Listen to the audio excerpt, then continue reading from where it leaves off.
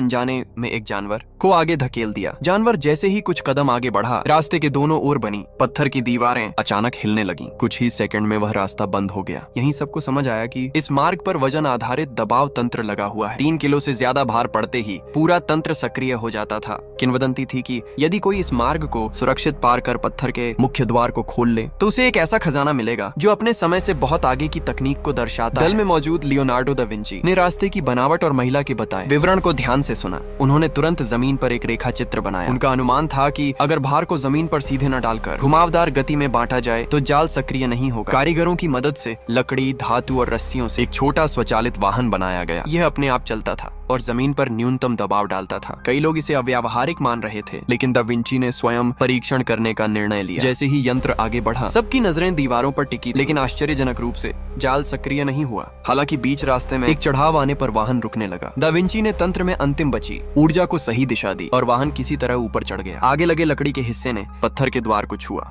भीतरी प्रणाली सक्रिय हुई और ताला अपने आप खुल गया। साथ ही पूरे रास्ते का जाल बंद हो गया। इसके बाद भी दल के सदस्य आगे बढ़ने से डर रहे थे। अंततः दा विंची स्वयं आगे गए। जब उन्हें कुछ नहीं हुआ तो बाकी लोग भी आगे बढ़े, लेकिन यह अंतिम बाधा नहीं थी। अगले कक्ष में एक पत्थर का पुल था जिसके नीचे सीधी खाई थी। द्वार पर लगभग 100 ताले बने हुए थे। जब एक ताले में चाबी घुमाई गई तो पुल हिलने लगा और पानी पत्थर की दीवारों से बहने लगा। एक सदस्य संतुलन खो बैठा और नीचे गिर गया। घबराहट फैल गई। चाबी छीन ली गई, लेकिन दा विंची ने गणना की। सभी ताले गिनती में पूरे नहीं थे। कुल संख्या 100 थी, जबकि संरचना के अनुसार एक ताला छिपा होना चाहिए था। पुल के नीचे खोज करने पर वास्तव में एक छिपा हुआ ताला मिला। जैसे ही चाबी घुमाई गई, पूरा तंत्र रुक गया। तीसरे कक्ष में ऐसा द्वार था जिसे 2 चाबियों से खोला जाना था, लेकिन केवल चाबियां घुमाने से कुछ नहीं हुआ। दा विंची ने आसपास की संरचना देखी और सूर्य की दिशा